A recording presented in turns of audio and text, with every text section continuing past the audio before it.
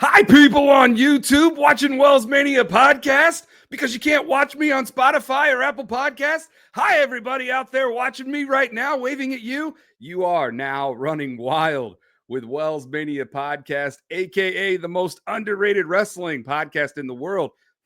If only there was a t-shirt that said that. Oh, wait, there is. The most underrated wrestling podcast in the world, WellsMania podcast merch available at brainbustertees.com. Sleeves, the sleeves do come on the shirt, but y'all know me. The gun's got to breathe, baby. So I abolished sleevery and cut off my sleeves. So there you go. Feel free to use that line wherever it is that you want to use it. But this right here is episode 181 of WellsMania podcast. And like I said, the only place, the exclusive home for WellsMania podcast is on YouTube. And joining me for this episode 181 of WellsMania podcast, he is. Well, there was a little change of plans. What the hell's going on out here? I got a message earlier. Your normal world's greatest co-host, he's a little hot. He's a little hot at you. I guess there was some incident that happened Saturday that he's not happy with. And he just said he's preparing. I'm going to try to smooth things over. Maybe I'll be texting. So if you see me, I'll be texting during the show. I'm trying to get Peyton to give his side of the story, but do you want to explain what happened last Saturday? Because he's real hot about it. You're like his Paul Heyman right now. I mean, I'm just delivering the message. I'm trying to help keep this show going, keep everything flowing. I appreciate that because on the last episode of WellsMania podcast, we announced to everybody that Peyton is no longer the official co-host to WellsMania podcast because he's got other adventures and other avenues that he's going down, which is fine. And I told him, I said, well, the door is always open. You can come back on and run wild as a guest. So he agreed to that for this episode. But apparently, he seems to be a little upset of what went down this past weekend in Shelburne, Indiana at Signal 10 Wrestling's Shelburne Showdown, where Mega Mondo beat Stone Pain 1-on-1 in that heat, man. Let me talk to you. I heard it was hot and not just the action in the ring, brother. Oh, dude. And underneath the gorilla mask, it's even hotter. I do put on 2 lines of purple paint. By the time I took the gorilla head off, and I don't wrestle in the gorilla mask. I do not wrestle in the gorilla head. Everybody kept asking me, they're like, do you wrestle in that? And I'm like, hell no. It is way too hot for me to wrestle in this. I would die if I wrestled in that gorilla mask. So I took it off. And by the time I took it off, that paint had already sweated off my face. It's supposed to cake. It's supposed to coat on my face. It was that hot, Jared. But man, the crowd was, there's probably about maybe 25 to 30 people there, but they brought it, man. They were into the action. Now, it was like an outdoor festival, correct? For people who haven't seen, there's a very popular clip that's going that's going around online, but they didn't see clips or anything. It was like an outdoor festival, so people could kind of come and go as they please, I believe. It was free admission, and it was a part of the Shelburne Old Fashioned Days Festival. So yes, it was an outside show, and the promoter and the booker of Signal 10 was like, listen, fellas, every promoter always gives that locker room speech before the show starts. So he goes, listen, fellas, at least we have an air-conditioned locker room, which was very nice, by the way. Nice. He's like, but when I booked this a year ago, I had no idea that this would be one of the hottest days of the year. So I apologize in advance. I think there's only like 6 cards on the show. So if you want your matches to be short because of the heat, I get it. Just go out there, be safe, and have fun. I think Peyton and I went. So we had 15 minutes was our time slot, and for a Mega Mondo match, that is a long time. That's a long one. However, Peyton and I think we clocked in at maybe. I think we went over, honestly, because of entrances and and whatnot. With entrances, it's actually pretty. But that crowd, for being as hot as it was outside, they were hot for us inside that squared circle. And then the match spilled outside the squared circle. And yes, this is the viral clip where Mega Mondo went for a mega splash on Stone Payne. Payne got out of the way, and Mega Mondo took down a barricade on the side of the ring. I mean, I crashed, man. I crashed into that thing hard. I'm okay. Going back and watching it, I'm like, damn, that was actually kind of a really cool spot for me. Yeah. So what was, I mean, so obviously you flipped. Did you just like hook it with your arm and then that caused it to, because it took the part you hit, but then it took the other side that it was attached to and flipped it up in the air. So it became a very cool visual, right? Like, as a shot, but I don't know if like you guys had tried to hit it in a certain spot to make that happen, or it was momentum of your arm kind of hitting it or when you missed the splash, the momentum just carried it over, or it must have been the momentum, because when Peyton and I were going over what we wanted to do in this match, he actually pitched the idea. He's like, hey, do you think you could do like a barricade spot? And I'm like, sure, why not? I'll give it a shot. Okay. So when I'm charging Adam and I know he's getting out of the way, I didn't expect the barricade to react the way that it did. Like, that was totally by surprise. But man, like you said, the visual of that was really cool. And the crowd was really into that spot. The promoter liked the spot. It's kind of hard to tell about some of the other guys in the locker room, how they feel. Like, that's one of the weirdest things, man, is the other wrestlers in the locker room. Like, there's some guys who are friendly, but then there are some guys who just don't want to be bothered at all. Right. And the term read the room always applies whenever I go into a locker room. I always make sure that I shake everybody's hands and introduce myself, or if people already know who I am, I shake their hands and I say, it's nice to see you, or good seeing you. There was one particular wrestler who had met me before, and actually we worked a match before. I believe I know who you're talking about. When I saw the card, I believe I got it. Yeah, and he kind of blew me off like he had no idea who I was, which, you know, it is what it is. But what it made it even more obvious that he just couldn't care less that Peyton and I were there was he didn't even remember who Peyton was. And Peyton booked him in Wrestle With This. He literally showed up and wrestled at the Smash Mouth Arena. He had to talk to Peyton to get there, to get that access. Yeah. And he blew Peyton off like he had no idea who he was. And you want to know who I'm talking about? Talking about Sage Phillips. I'm going to throw his name out there, man. Listen, Sage Phillips, I get it. You're serious. You're a great in-ring technical wrestler. But dude, you got to lighten up, man. Like, you know, some of the other guys were like, dude, that guy is like locked in, laser focused. And I said, yeah, I mean, that's just who he is. If you're expecting him to actually talk to you outside of planning a match, good luck, because Sage doesn't really talk a lot outside of his match. At least to me, he doesn't. But then again, I'm not for everybody. I get that. I'm pretty limited in the ring and what I can do. I'm more of a sports entertainer than I am a pro wrestler. And I'll be the first person to tell you that. But hey, dude, Peyton and I absolutely brought it, and we entertained that crowd, and we did exactly what we were supposed to do and some. And we got asked to be participants in the Signalton Wrestling Ultimate Rumble, which is this Saturday down in Brazil, Indiana, at the Clay County Fairgrounds.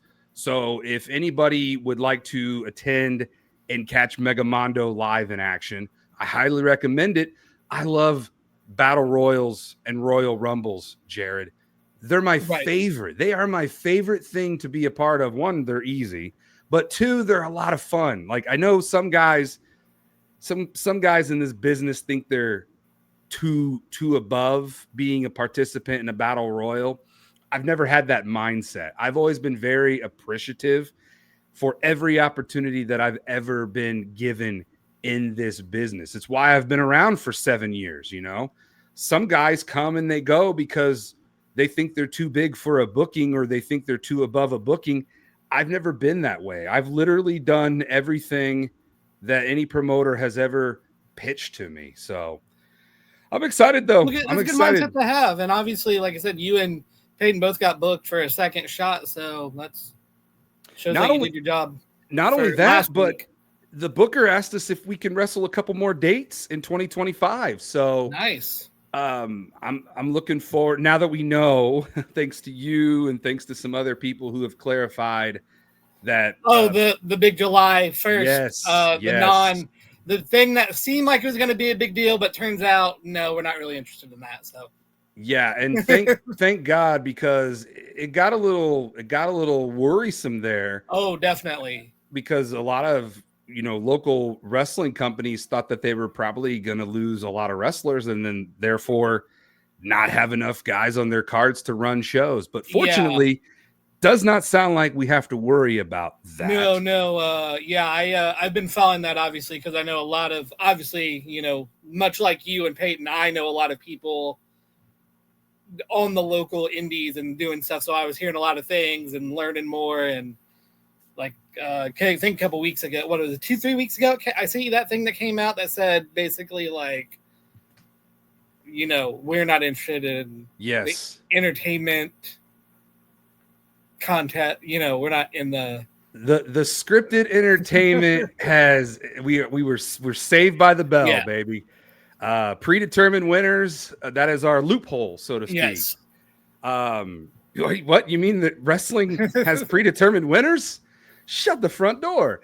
But no, WWE Human Encyclopedia Jared Giles is my special guest for episode 181 of WellsMania podcast. And I kicked off this episode, Jared, with doing my waving and saying hey to the camera, because that promo that we got from John Cena, what everyone is calling his version of CM Punk's pipe bomb, to me, even though he put his own spin on something that Punk already had done, it's one of the greatest promos that John Cena has ever cut in his entire career. What were your first initial thoughts when because you texted me? I remember you texted me and you said, bro, there's like 15 minutes left of the show. And I'm like, something big is about to happen. Right.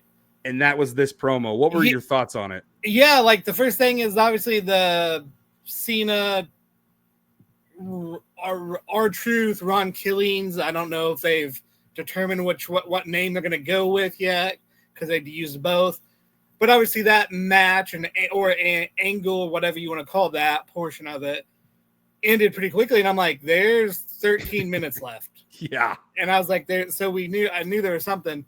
At first I didn't know where they were going besides they're not gonna do 13 minutes of brawling, right? And then they got the table, and then when he went to grab the mic, I was like, oh, okay. So then he jumps on the apron and does the, his version of the pipe bomb, and I thought it was very well done. Obviously, it's made a huge impact. It's done, I think, 13 million views or something like that. It's a lot. Yeah, I think one of the biggest. It's one of the biggest things of his retirement tour, social media wise, at least. Right. So yeah, I thought it was good. Obviously, they either rewatched or went back and had someone type up that original pipe bomb, because John's had a lot of parallels to the original. So I think there's probably some talk about how that was all going to go and make sure that it, fit and those are back and forth. But no, I thought it was well done. And I think it hit on some things that people were saying online about Punk and his, maybe changing his mind in regards to the whole Saudi Arabia thing because of past comments he's made and other things. So right. I thought it was very well done. I thought it, like I said, it was one of the best promos that Cena's done in a long time. Probably one of the big highlights we're going to remember of this retirement tour, and especially the post Elimination Chamber turn, because obviously that's going to be kind of the moment forever. Yeah. About this, and then 17, even though people didn't love the match and maybe didn't live up what him getting 17 at Mania is going to be, when you go back and go through the history, that's going to be important. But I think this is going to be in that, last year heel run retirement tour recap. So, and I thought it brought people more into what's going to happen this weekend. I think people were obviously looking forward to it, but did it have sort of the same juice since most guys are older? And then we had Punk kind of go, but we know Punk still can still go on the mic, and Cena brought his A game as well. So I think it made people look forward to their match even more. Yeah, I couldn't agree more with you, man. Like, I was hyped when we got Punk and Cena announced for Night of Champions, right. And then this pipe bomb happened, and it got me even more hyped for Cena versus Punk at Night of Champions. And it's like 2011 all over again, brother. And, it kind of gives me a night, and me, I love nostalgia. It gives me a nice dose of nostalgia and just going back to 2011 and what a fun year that was in pro wrestling. You and I went to WrestleMania 27 that year down in Atlanta, Georgia. You and I went to a meet and greet to meet CM Punk. And of course, I was cosplaying as John Cena. Shout out to 7-Eleven, by the way, with the Slurpees. Remember when we would go to Post Road and we would go to that 7-Eleven because that was the closest 7-Eleven to us? I think that was like the only 7-Eleven in the state for a while. I think it's closed now, I believe. Yeah, I don't know what it is, and I try to avoid Post Road by all means necessary. Yeah. But man, yeah, I just love that we are getting John Cena versus CM Punk in 2025. We are getting Cena Punk on the John Cena farewell tour. And listen, hate him or love him, John Cena is damn good at what he does. Then, now, forever. He can captivate an audience and he can make you invested. And anybody who hasn't even been watching the John Cena farewell tour, if they tuned in and they listened to that promo, all of a sudden they're like, whoa, he just totally did a 2.0 pipe bomb. Now, I know bomb might not be the best choice of words going on into Riyadh, Saudi Arabia, but I know there's been a lot of chatter if the pay-per-view, the PLE, I'm stuck in 2011 mode because we had pay-per-views back in 2011. They are PLEs now in 2025.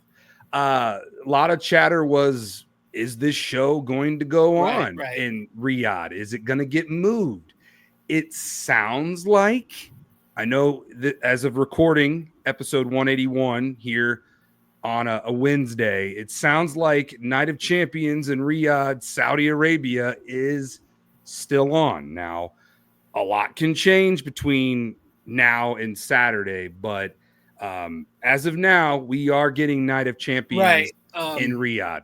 I know that they had sent a team over last week to start building the set, and they were sending more people over. I believe a lot of talent is leaving out tonight. So because they are also doing SmackDown on Friday. Yes. In Riyadh. So that's and they have a kickoff show Friday. So I believe a lot of the talent's getting there sometime today. I know there's a time difference and all that, so I'm not sure. I hate time differences. I hate time zones. You want to talk about John Cena being a heel? Time zones are a heel because obviously, I'm going to be wrestling it down in Brazil, Indiana, not Brazil, the country, Brazil, Indiana.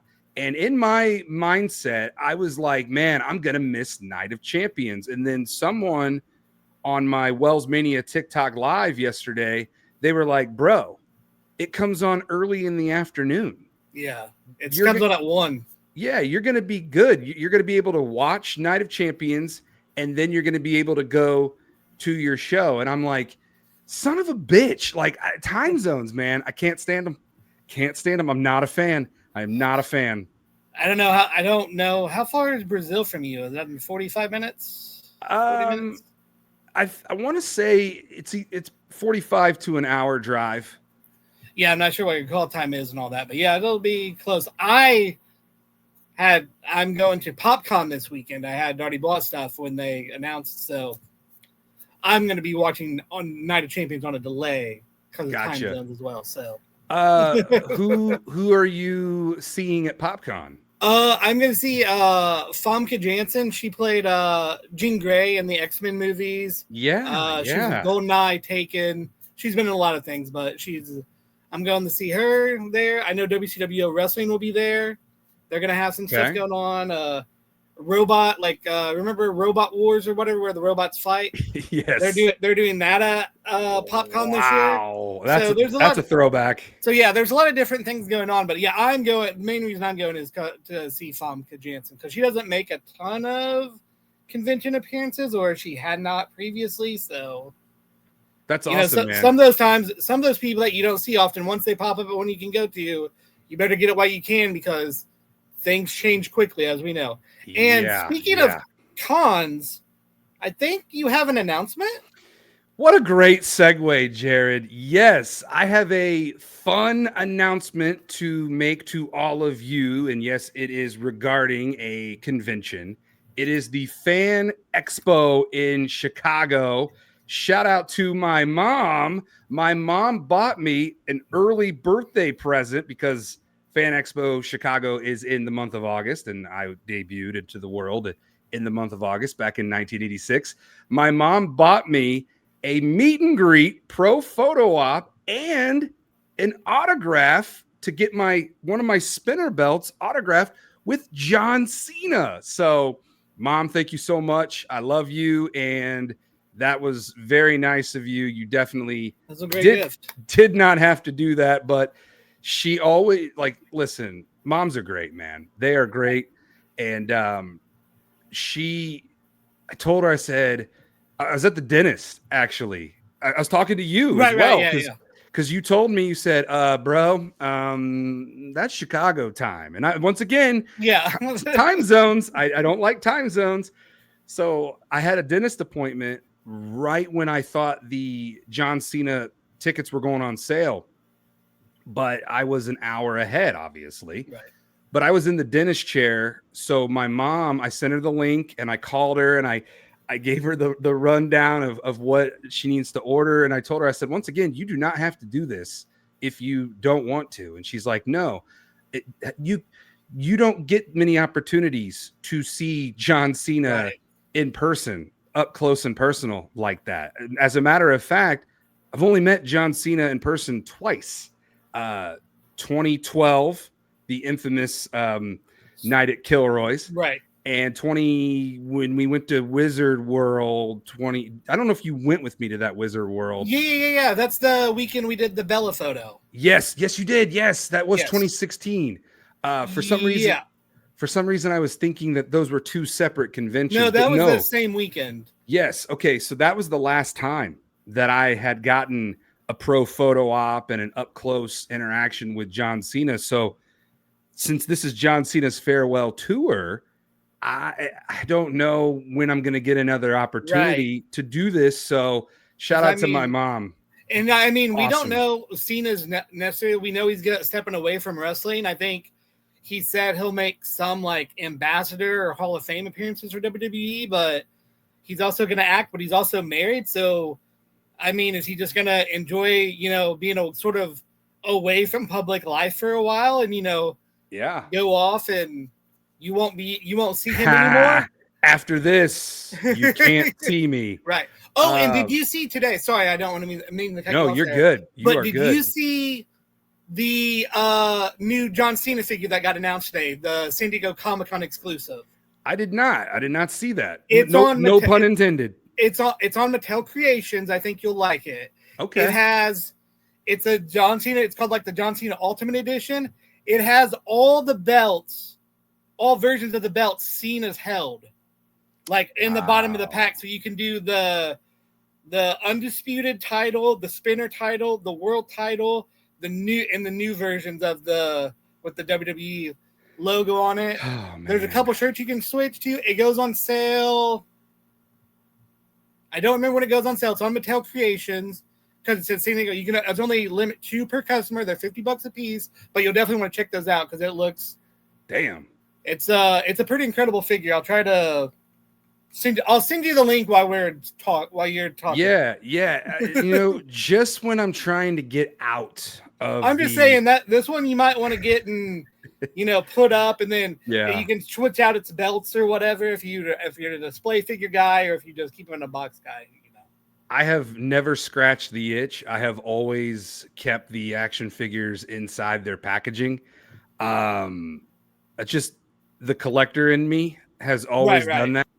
I know that Matt Cardona. Hey, Matt Cardona. I know that Matt Cardona likes to scratch the itch and open his figures, which always makes me cringe. Hey, Nick Nemeth. Hey, Claudio Castagnoli. How you guys doing? Oh, man. The pipe bomb, dude. I'm probably going to reference it quite a bit for the rest of 2025, but I will definitely look into that action figure. I am trying to slowly but surely, and don't call me Shirley, get out of the action figure and pop collecting game just because my main focus has been on the John Cena Farewell Tour t-shirts. You can't really see because of the glare. I can see it enough, though, and that looks like a really cool figure. It's got the Champions Here shirt pointing down. It's got multiple heads. It's got all the belts. I'll send you the... Yeah, tag me on that on Twitter, and I'll retweet it. Speaking of John Cena Farewell Tour merch, since we're playing show and tell, I did manage to get... the Lexington shirt. Yes, but the only downfall is they never restocked my size, which is a 2X. They restocked every other size. So I decided if I eventually am going to open this and wear it, an extra large is going to be kind of snug on you, boy. Right. So I went with a 3X, which I'll be swimming in it. But if I do decide to open that, I can always put it in the washer and dryer and it'll shrink up a little bit. Right. But honestly, my goal is to find somebody out there, which might be you. Hey, guy watching right now that might have a 2X for sale and doesn't want or wants to trade for a 3X. Hey, is that you? Like I said, man, I'm going to be doing that a lot. I'm just going to be saying hey into the camera to everybody. So if anybody out there does have a John Cena Farewell Tour Lexington t-shirt in a size 2X that they would be willing to sell to me, because I got on eBay and people are ridiculous on eBay, bro. Right. Like I'm seeing shirts going for over $100. Nah. That's how everything is you know, as a collector, trying to get certain figures and stuff, it's like you can't, or cards.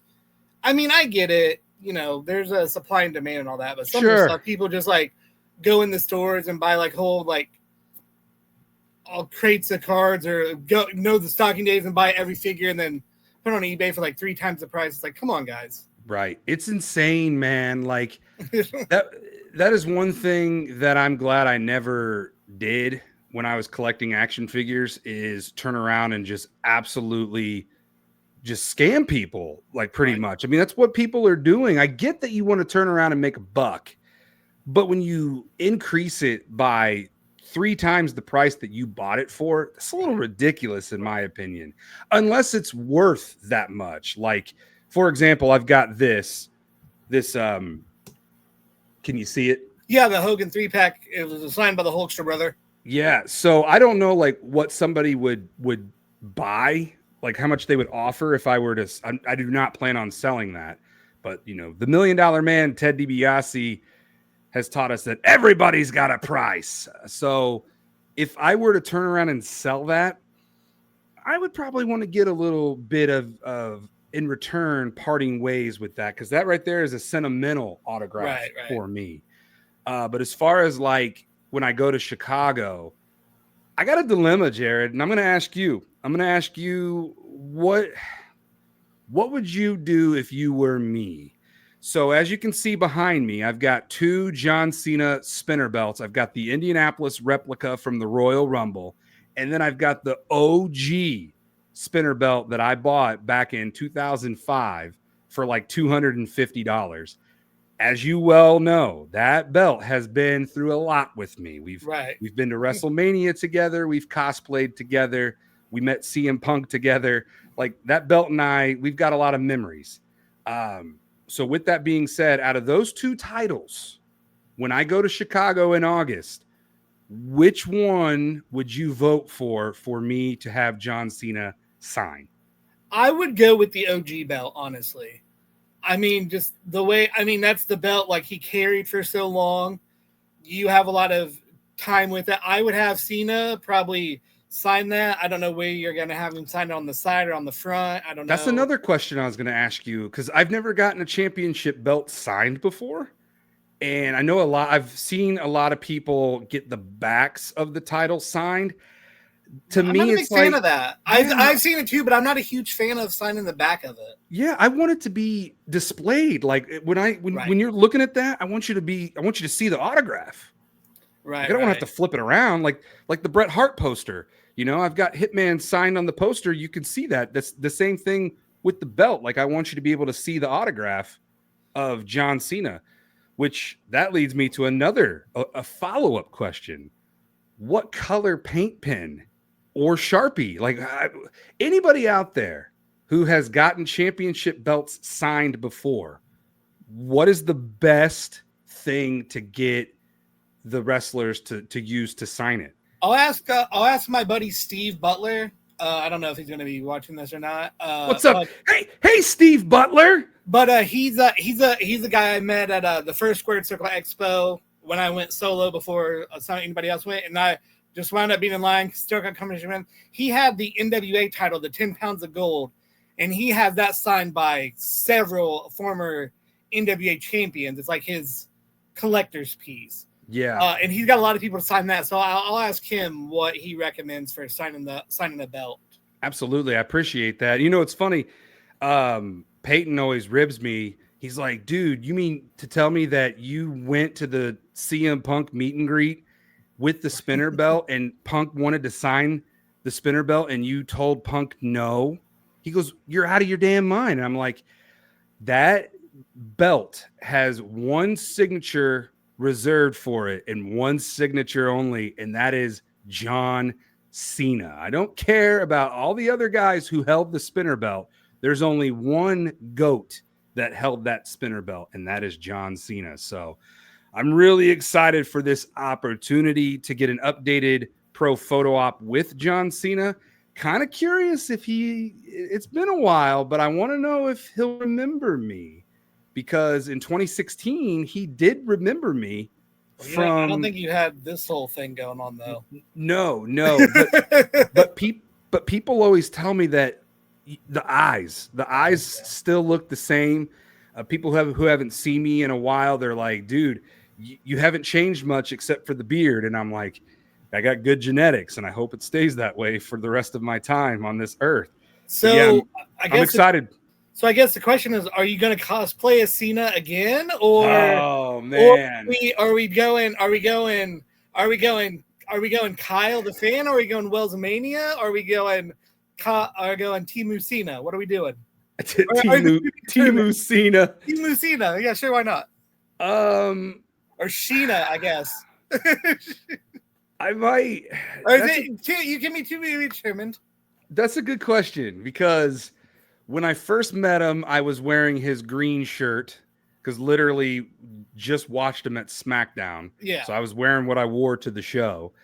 When we went to the meet and greet at Wizard World, I wore the PBR John Cena inspired, not the original, or was it the original? It might have been the original before they pulled it and then they uploaded another. I was wearing that. So I've never cosplayed as Cena meeting him. So it's an idea. It's an idea. Yeah. It's a fun idea. I would definitely have to think which Cena uniform do I want to go with? Do I want to go with basic Thugonomics Cena? Because I still have that chain, bro, with the lock on it. The chain you brought to Allstate Arena.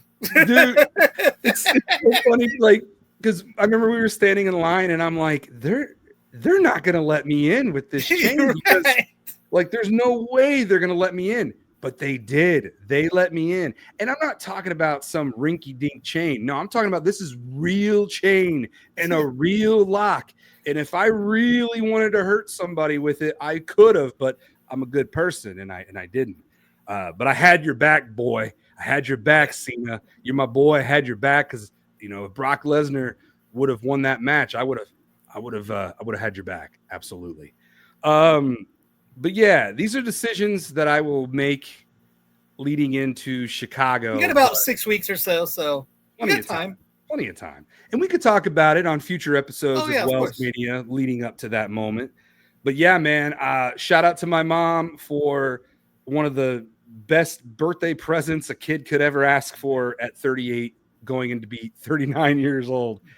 And do you have some other shout outs to do? Yes. I was actually just about to say. Oh, okay. So Wrestling News is a Twitter handle, Wrestling News Co. I don't know if you follow them or not. I believe I do. They posted something. I will confirm while you're talking. Yeah, they posted something a couple of days ago. It said fan poll, who are your favorite pro wrestling content creators? And of course, whenever I see these, I'm always curious if anybody is ever going to tag WellsMania. After all, I am the most underrated wrestling podcast or wrestling content creator in the world. So I get it. I fly under the radar. I always have. But a few people did tag me. So I wanted to shout out Kevin Deininger, former WellsManiac of the Year award winner. Kevin Deininger tagged me. My boy DC Hendricks, he's also a fellow wrestling content creator. He tagged me. Be sure to go follow at DC Hendricks on Twitter. That man is doing good things in this world of pro wrestling. I can't recommend that follow enough. And Ope Three-Way, they tagged me. Pierce tagged me from the Ope Three-Way podcast. Nice. So shout out to them. Be sure to subscribe to the Ope Three-Way podcast wherever you listen to your podcasts, and follow them on Twitter. Ope Three-Way. You can't miss them. And so then, you know what I did, Jared? I decided, since I've got the blue check mark on Twitter, I am able to go past the character limit on Twitter. I see that. So did you see the tweet? Yes.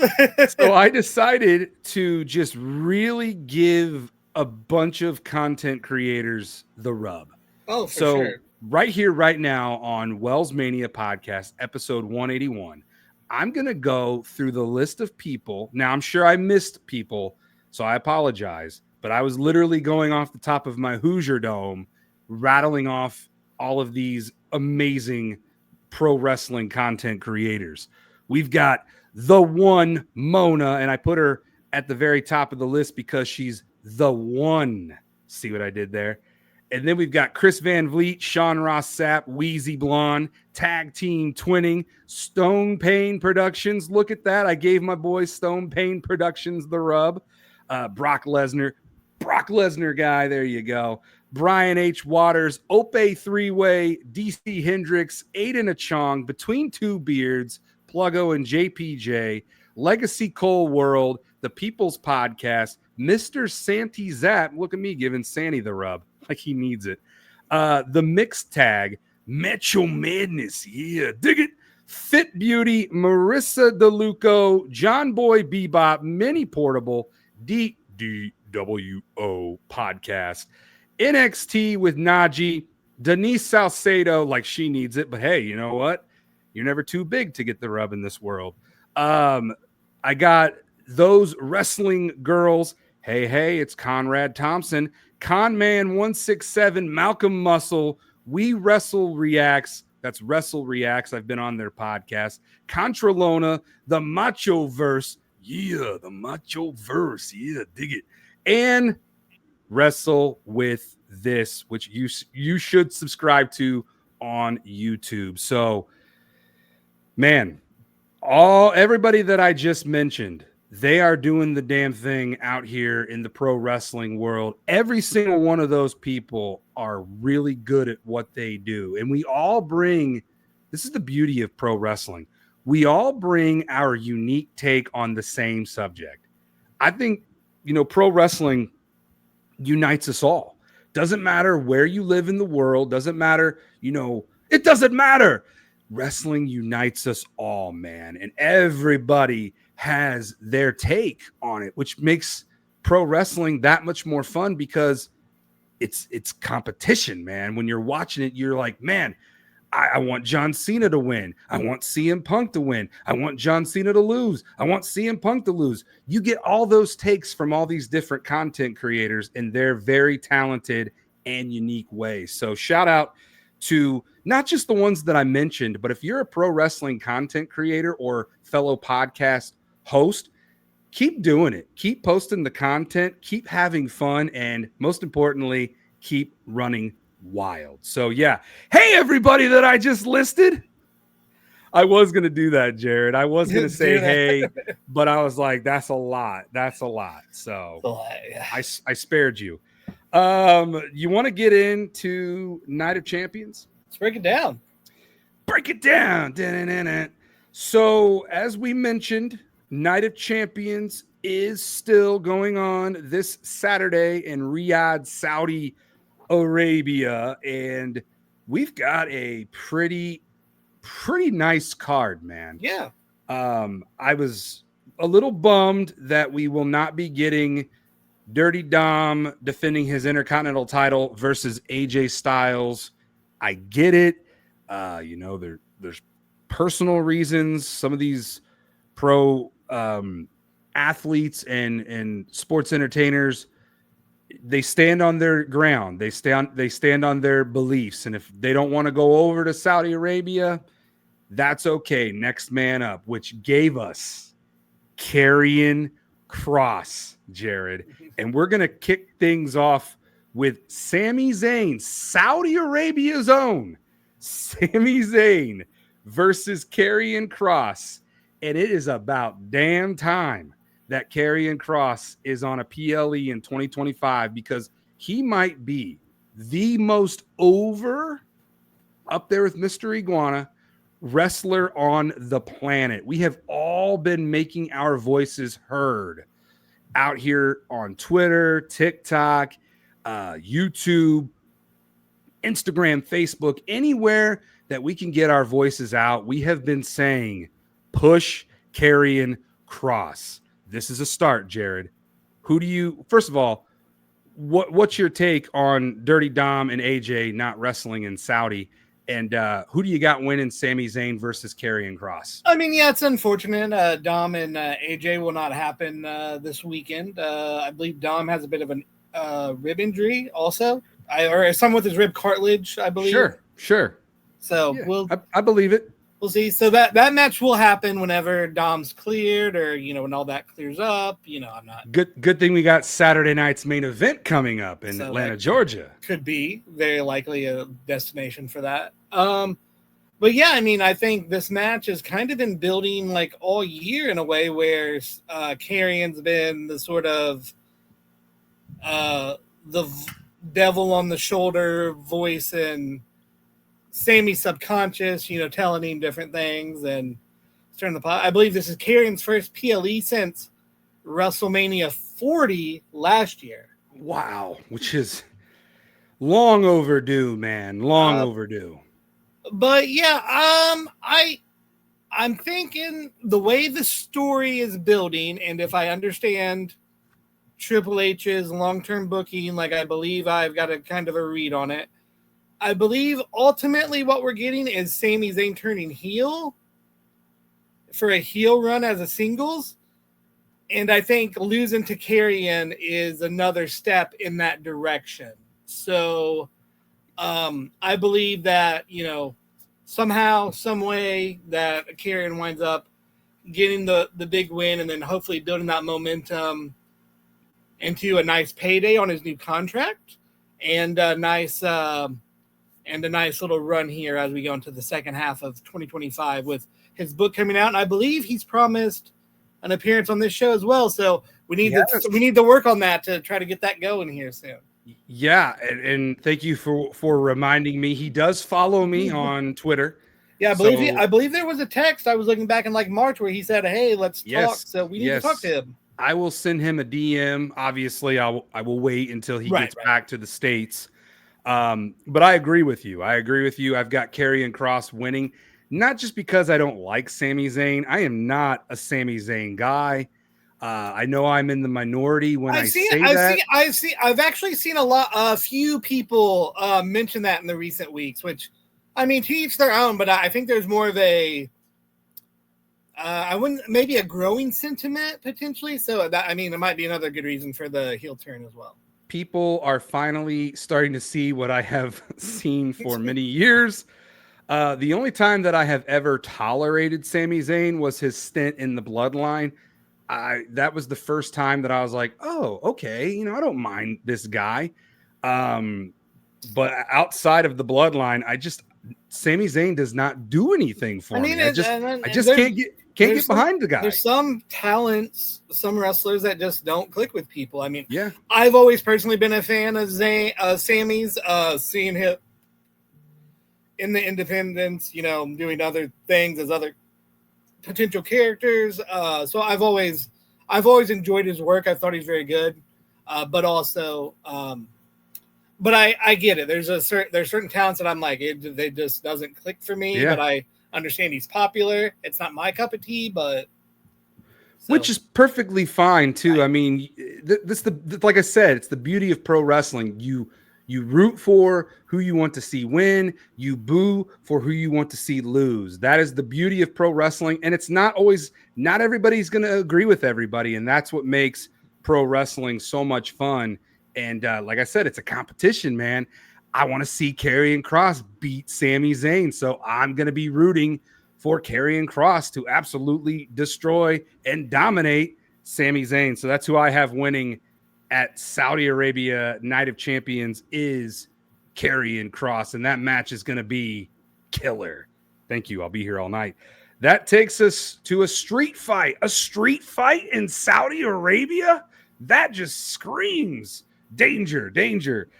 You might not want to go out on the streets if you're Raquel Rodriguez or Rhea Ripley, but I think this one's pretty safe to say that Rhea Ripley is going to beat Raquel Rodriguez.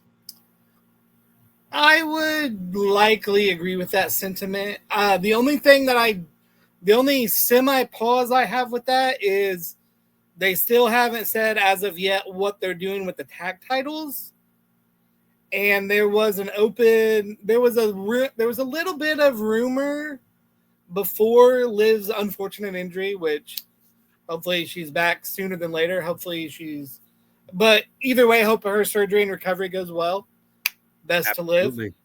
To Liv. But so there was a little question of maybe doing before the injury, Rhea and Nikki against Liv and Raquel at Evolution was what I was hearing a possibility.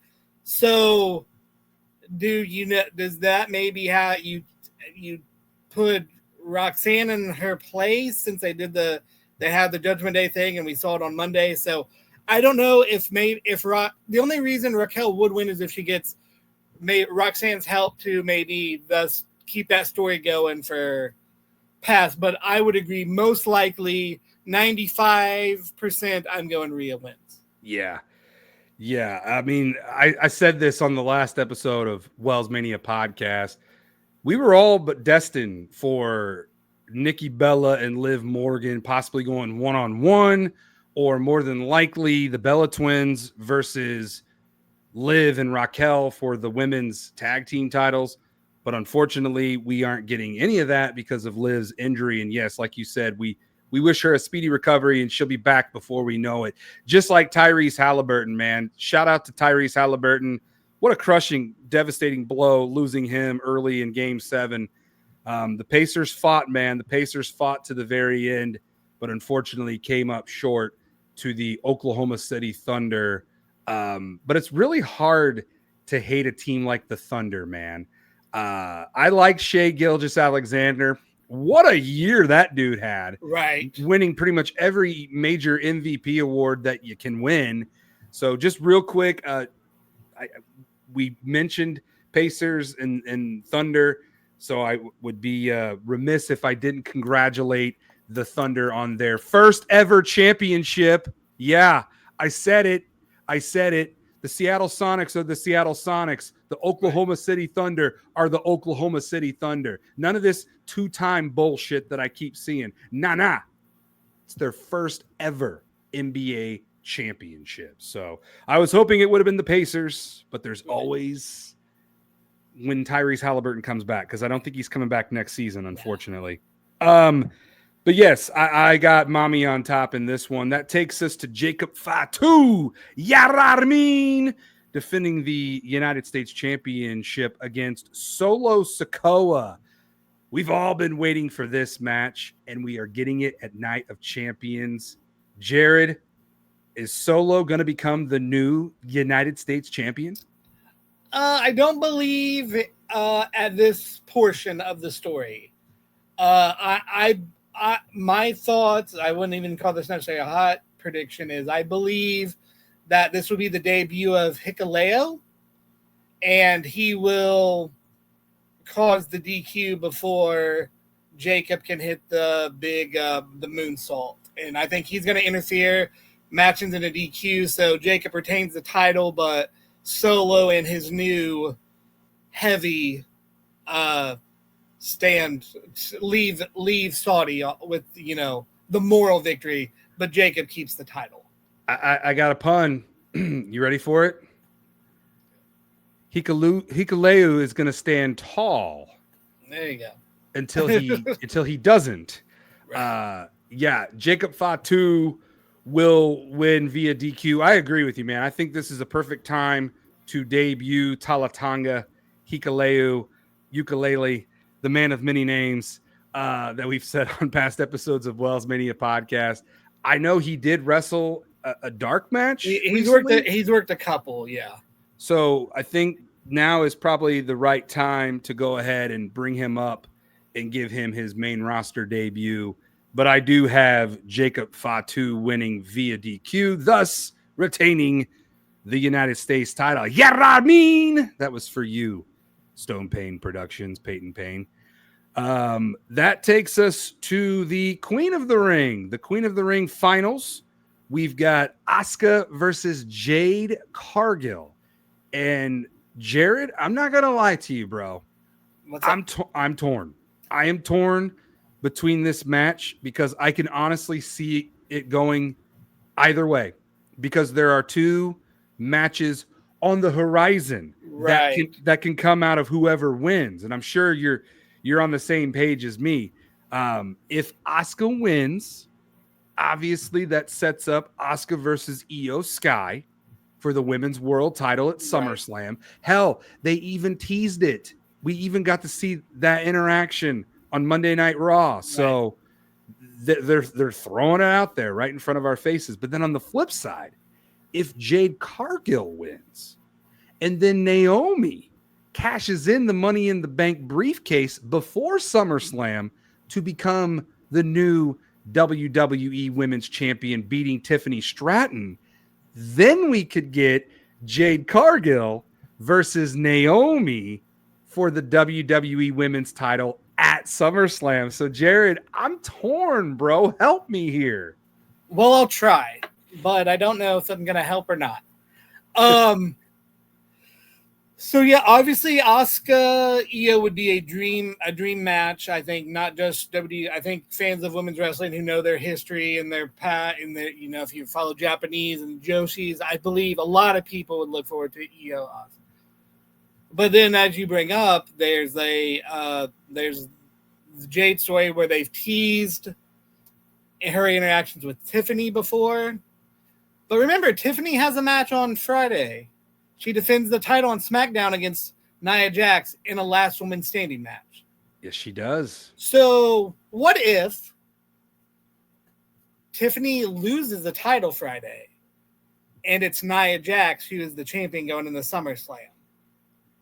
Okay. And then Nia I didn't Jax, even really think about that. Right. And then what if Nia Jax, the only person on the roster, no, I'm sorry, Liv got one as well because of name in advance, but it was the first person on the roster to have a victory over Jade in last year's Queen of the Ring tournament. It was by a count out, but she did win that match. That counts. I'm thinking we're gonna get Naomi or Nia and your Queen of the Ring winner Jade at SummerSlam with the prospect of Naomi running around with the Money in the Bank contract. Okay. So I'm going with Jade beats Asuka, wins the Queen of the Ring. You just made it even more. That's why I said I don't know if I'd help or not. I mean, I'm going with Asuka. I'm going with Asuka because I personally want to see Asuka versus Io Sky. I think that would be a banger of a match, and it just screams SummerSlam to me. Not saying Jade versus Naomi doesn't. I feel like that match can happen somewhere else because Naomi can have that briefcase up into a year. So she could decide to wait to cash it in or cash it in early, like you said she will. But yeah, I've got Asuka winning here. I mean, what a way to come back and just run through the Queen of the Ring tournament and being crowned the Queen of the Ring. Asuka, in my opinion, is one of the it's wild, man, how underappreciated she is by a majority of WWE fans. If you look at Asuka's resume, she's already, no doubt in my mind, put her in the Hall of Fame. Just go ahead and do it right now. Her track record speaks for itself. So winning the Queen of the Ring and then going to SummerSlam to beat Io Sky is kind of that's where I'm at right now. But we shall see. We shall see what happens. On the flip side, we've got the King of the Ring, a match that I predicted on the last episode of WellsMania podcast, a match that I have been wanting to see for a while now. We are getting Cody Rhodes versus Randy Orton in the King of the Ring finals. Who will be the King of the Ring? I believe we're going to get King Cody. I think pretty much since that night in April that he lost the title, I think everyone's sort of earmarked Cena Cody 2 at SummerSlam. In MetLife. So I don't see any reason to go away from that. Although as much as I loved Cena Orton at Backlash, which we were there for, thought it was fantastic. I think the Cody Cena rematch is got to be SummerSlam. Right. So I mean that's why I'm going Cody. I think this will be a remarkable match. I think we're probably going to see some more of Legend Killer maybe vibes from Orton, and he goes a little deeper, a little darker into than he may have shown in recent years. But I believe, Cody's taking this one. And you bring up Backlash. I mean, we already got one last time Randy Orton versus John Cena. And I think it's all but certain whoever wins the King of the Ring is going for the GOAT. They're not going to go for Goldberg, Gunther, or Seth Rollins, whoever is going to be the world champion by the time SummerSlam rolls around. And we'll get to that. We'll get to that here in the next couple of weeks going into Saturday night's main event, because it will be Goldberg versus Gunther for the world heavyweight title. And I can't wait to have you back on for that show, because there are a lot of different avenues A lot of options. WWE can go down. So that'll be a fun episode to have you back on for. Yeah. But as far as the King of the Ring goes, I agree with you. It's going to be King Cody Rhodes, and thus all but setting in stone at SummerSlam, Cena Rhodes 2. And earlier today, when I was thinking about what I wanted to say, this is what I do, Jared.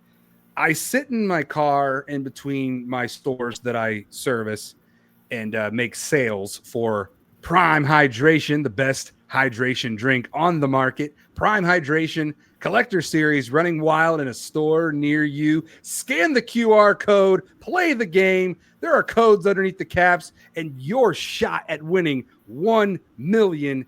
Prime Hydration Collector Series available in a store near you right now. Look at that cheap plug on the fly. That's what I do, man. I'm a salesman, and that's why I'm damn good. And Logan Paul has no idea how good I am out here, or maybe he does.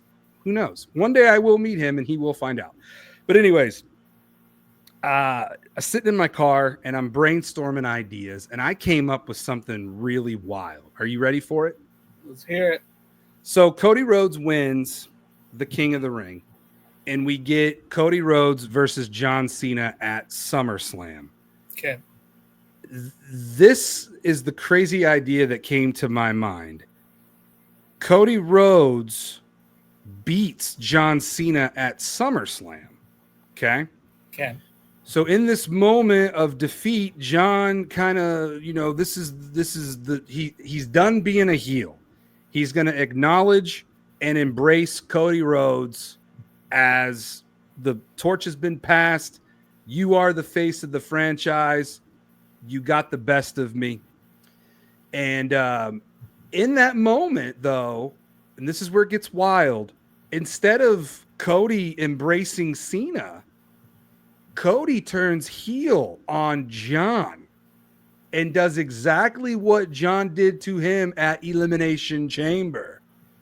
So in my mind, there needs to be a rubber match. Cena Rhodes 3.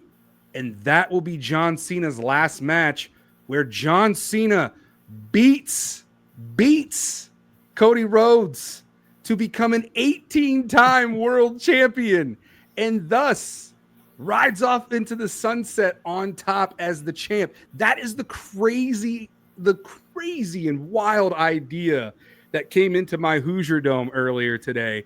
And I was like, I cannot wait to throw that out to what I thought was going to be Peyton on here, but at least Jared will get a kick out of it. Am I fantasy booking here? Like, is that out of the realm of possibility of happening? I don't think the 18 will happen. I think, especially with the video that came out yesterday from Fanatics Fest with Cody's interview with Kay Adams. I love Kay Adams. Shout out to Kay Adams. So there was an interview. I don't know if you saw the clip where she was asked, "How long do you think this?" So I believe that Cody is, at least the thought has crossed his mind that he will probably have to go heel. Obviously, The Rock wanted that earlier this year.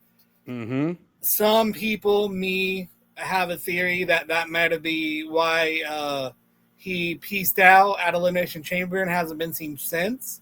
But that's a different conspiracy theory for another episode. I love conspiracy theories. But so I don't think that a double turn, as you're suggesting, at SummerSlam is completely out of the realm of possibility. And I wouldn't even say not, so I think that's a good possibility. But I don't think 18 is very realistic. But I think Yeah. a lot of it has potential to happen. Yeah, and that is kind of what sparked the idea that just was running wild in my Hoosier Dome. I was like, man, how crazy would it be if Cody Rhodes turned heel on Cena at SummerSlam? Um, Now, of course, I don't want John to drop the title at all. I do want him to leave with the title like he is saying that he's going to do, but I'm a realist and I understand that eventually he is going to drop the title and more than likely drop it to Cody Rhodes. And I'm content with that. I'm actually embracing that moment when it happens and I'm preparing for it. And I think it possibly could happen at SummerSlam, but I know we're getting way ahead of ourselves. But the winner here at Night of Champions usually dictates what they're going to be doing at SummerSlam. So that takes us to John Cena and CM Punk, the main event. And you already know I've got John Cena beating CM Punk and getting that revenge is sweet. All those times, Money in the Bank 2011, Punk leaving through the crowd and blowing the kiss.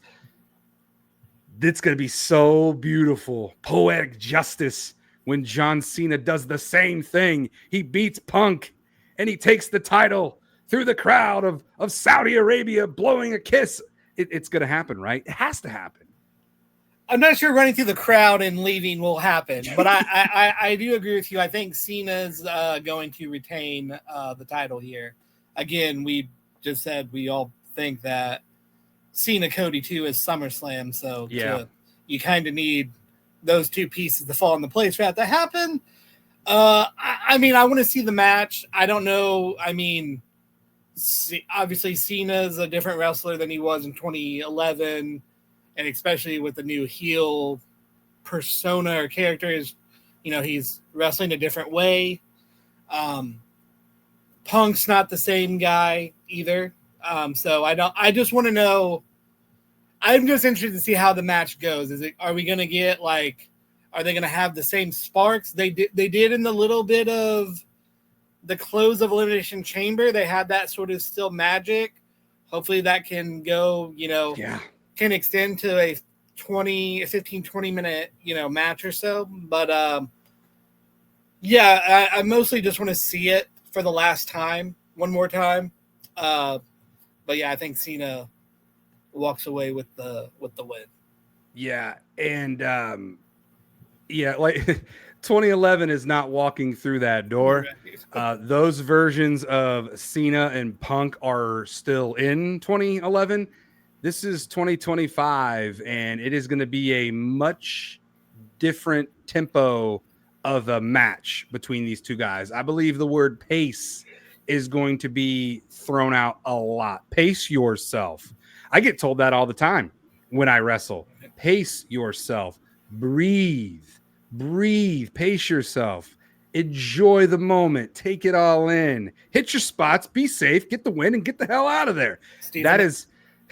Stephen Amell said that's the best advice he ever got for pro wrestling.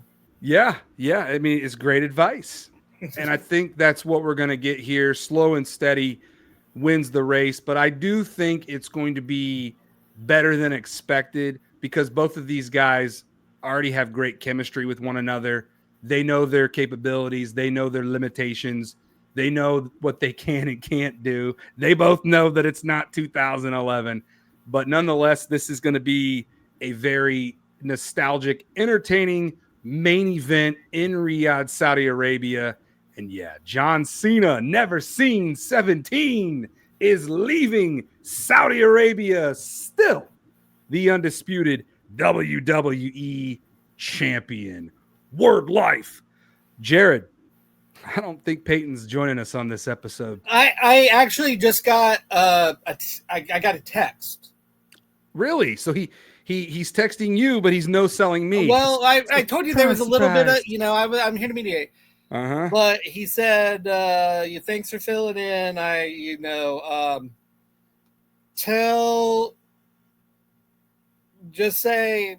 me try to clean this up for Spotify. Tell Kyle I'll see him Saturday. The Ultimate Rumble, Stone Pain's coming for two things: to win the match, but more importantly, eliminate Megamondo. So that's Stone Pain's goals. He's gonna eliminate you and then win the match. I don't know, but he's more focused on eliminating Megamondo, Right. and winning the match is secondary to your elimination. So good luck Saturday, I guess. I appreciate that. I know there's 20 guys. How many people are in this Rumble? It's a 20-man Rumble. And there's going to be one of the 19 participants has their eyes solely locked on chucking you over the top rope. Yes. I don't know about the other 18. They might have their own inner strife, but you got one locked in on you. One thing I love about Megamondo is he was built for Rumbles. I mean, Megamondo comes from the jungle where he literally rumbled gorillas and other jungle creatures and things. So anytime Mondo can be in a Rumble setting, it's like he's at home. So, and listen, Stone Pain and Megamondo have been in a Rumble before, and Megamondo eliminated Stone Pain in that Rumble. Here's the thing. Stone Pain has never beaten Megamondo one-on-one. Megamondo is 3-0 when it comes to wrestling Stone Pain one-on-one. Slamboree 2 and Slamboree 3. Mondo did win at Slamboree 1. He won a battle royal. So, listen, Stone Pain can talk all he wants, but the facts remain that he can't beat Megamondo one-on-one. Now you talk about Signal 10. Signal 10 Wrestling presents Ultimate Rumble. Signal 10 Wrestling's Ultimate Rumble returns to the Clay County Fairgrounds for the second annual Rumble Show on Saturday, June 28th. This event features a 20-man Rumble match to declare the number one contender for the heavyweight championship. Here's the rest of the card, Jared. We've got Sam Knight, the Signal 10 Wrestling heavyweight champion, defending his title against Christian Rose. I'm going to hopefully pronounce this guy's name right. It is Hijo de Appalachia. He's going one-on-one with Avery Hertz. We've got some women's wrestling, 2 matches, as a matter of fact. We've got Noelle Summit versus Leela Hall, and Rachel Lay versus Carter Kaufman. And we have, what does this say? Winner earns the number 20 Rumble spot, and the loser is excluded from the Rumble. That is Logan Myers versus Jake Omen. Love me some Jake Omen. Jake Omen, Mr. International Jake Omen. So Ultimate Rumble takes place. But Jake Omen's got to win the match to get in the Rumble. So that's right. I don't know, as a competitor, I mean, would you rather have, Jake slip on a banana peel and not enter the Rumble to better your chances? There's a whole strategy there. So there is, and there will be bananas. There will be bananas. The crowd will go bananas. Megamondo will supply the bananas. It's one of my favorite. Got to get to your potassium when it's so hot outside. Always eat your potassium. That's what Megamondo yells. But Jared, that's one of my favorite things about being a pro wrestler is the interaction with the crowd, and especially me as the Megamondo character passing out bananas to the fans. Never did I ever imagine that potassium would get over as much as it has. But there are fans literally fighting one another in the crowd to get one of the bananas. And keep in mind, there's usually 5 bananas on a bunch. So that means only 5 fans are going to get the opportunity to get an authentic used, a brand new event used banana. That's not, it is Megamondo picks the bananas. It's a whole process whenever I go to the store picking out the right bananas to pass out, because I want them to be able to eat them then and there and now and enjoy them at the show. You don't have to spend money on concession. You just get a banana from Megamondo. It's like Bret Hart's shades back in the 90s. Save that money for some Megamondo merch. Who knows? Exactly. Which you can get at brainbustertees.com. That is where Megamondo merch and WellsMania podcast merch is running wild. But the Ultimate Rumble takes place at the home of Signal 10 Wrestling, the Clay County Fairgrounds, located just south of Brazil, Indiana, on State Road 59. The doors open at 5:30. The show bell time is at 6:30. Give yourself about 3 hours. It's going to be a very fun night of pro wrestling in Brazil, Indiana. And tickets go from $13 to $17, depending on where you want to sit. And you can get tickets right now before they take them down from the website. But you can go to simpletix.com and type in Ultimate Rumble or type in Signal 10 or just go to Signal 10's website. All the information is there. Signal 10 Night of Champions is at 1. It should end about 4:30 if I was going to guess. Somewhere around there. So you got plenty of time to get on the road. If you're in Indy or Greenwood, where we are, head to Brazil, get a little something to eat, either on the way or once you get to Brazil, and then go to the Signal 10 Rumble. I'm excited. I'm excited for the Signal 10 Ultimate Rumble. Like I said, being a participant in a Rumble is probably one of my favorite things to be a part of. And Stone Payne, you can talk the talk, but you definitely can't walk the walk, brother. Keep your head on the swivel, and then then the luck of the draw. I mean, you guys could start 1 and 2. Wouldn't that be wild? That would be great. I would love for him and I to start 1 and 2 and just who knows? Rumble all throughout. Or he could get 1 and you could get like 18, 19, and or vice versa. So it's a lot of things could happen at the Signal 10 Ultimate Rumble. So I hope to see you there this Saturday in Brazil, Indiana at the Clay County Fairgrounds for Signal 10 Wrestling Ultimate Rumble. Jared, that's the end. That's all I've got, unless you have anything else that you want to throw out there before we go home here on episode 181 of WellsMania Podcast. Nothing that for this week. I guess I can say though, since you made an announcement, the WellsMania crew, I believe, is all going to the next Black Label Pro show. Yeah. August the 9th. So the WellsMania crew will be rocking Crown Point.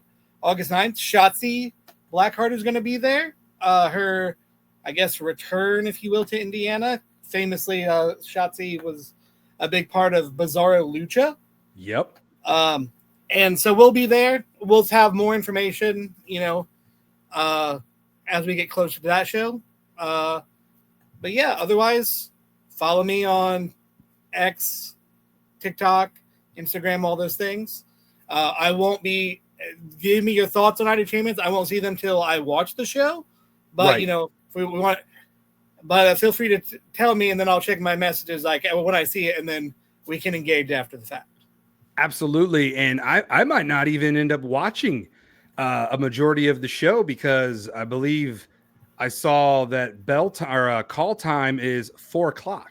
Ooh, and I've got about an hour drive. So that means I got to leave probably around 2:45 if I want to avoid the traffic and the construction that is every interstate in the great state of Indiana. No matter where you go, one thing is guaranteed: traffic and construction.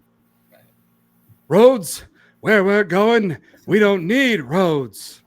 But thank you, Jared, so much for running wild with me on episode 181 of WellsMania Podcast. Everybody go follow JC Giles on Twitter and WWE Human Encyclopedia on TikTok. You could follow me at WellsMania all over, everywhere. I am on the road. Road? Where? No, I already said that line. I'm on the road to 10K on TikTok. I'm so close. I'm getting there. My main goal is to make my wife a stay-at-home wife. So that way she doesn't have to go to work anymore, and I can get paid making entertaining TikTok videos once I hit the 10K mark on TikTok. We got to get 10K before Cena. Yeah. I mean, Cena could possibly help me get to 10K if him and I do a video together. So that gives you even more reason to follow me on TikTok, because there could be a John Cena WellsMania collab coming in August. Now, actually, there is something else. That I want to mention to you. Do you watch Love Island? I don't. Because you have been seeing my tweets on my personal, TKW personal account, and you've been interacting with those tweets, which made me think, is he watching the show too? No, my sister and my niece are big Love Island fans. They like all those reality dating shows on Netflix and Peacock and all those, but they're really into Love Island. They've watched all of them. So I saw an episode last year. I don't watch those shows. They're not my thing. You would enjoy this season. But I've heard Huda,